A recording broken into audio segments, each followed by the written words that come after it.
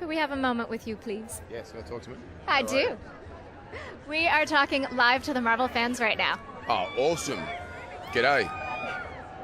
So in the first Avengers movie, Thor had a very personal foe, a very personal villain he was battling. Oh, right.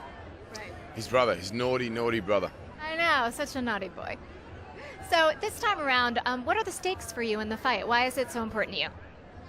Well, I think the Thor kind of taps into a larger conflict that, I mean, the war or situation in this film is a collision of, everyone's actions in the past and repercussions kind of coming together, and Thor taps into the larger universe and says, this threat goes beyond even Earth now, and just sort of looking ahead. So. And Thor has now spent a lot more time on Earth. Does Thor have a favorite, Earth guilty pleasure? Oh, he loves going to the movies and hanging out at Hyde Park and, just going to the cafe and getting a coffee. So he's just a regular guy? He's just a regular guy, regular Joe. There's the wonderful scene that we've seen teased in some of the trailers and the clips where all of you are sitting around at Avengers Tower trying to lift... The hammer, yeah. That was good fun. That was one of my favourite scenes on paper, and then... when we shot it, it was so good. It was one of the earlier scenes we shot in the schedule, and to get everyone back together and have fun, and also be in casual gear, not in our superhero outfits, was nice. It was nice to see a different side of everyone. Did you have any input into Thor's casual gear?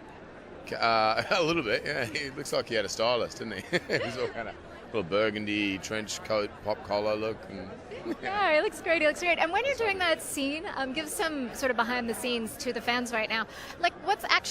Are you lifting a light? Is everybody just pretending not to lift a heavy hammer? What's actually going on? They actually had to screw it to the table.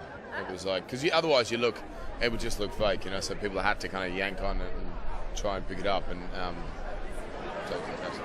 And there's that great moment we see where, you see Captain America, budget just a tiny, tiny bit. Was that written into the script? Was that something that happened in the moment?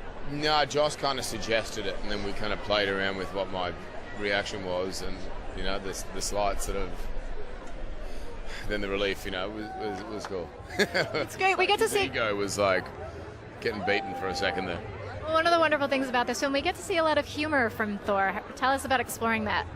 Yeah, it was one of the things I said earlier to Joss was, I want to have more fun with him and humanise him and get away from the kind of the godly thing that we'd, had to build in the first few films. And now that people know that, it's like, cool, let's have some fun. And, he gets a chance to be looser and make a few jokes, which is nice.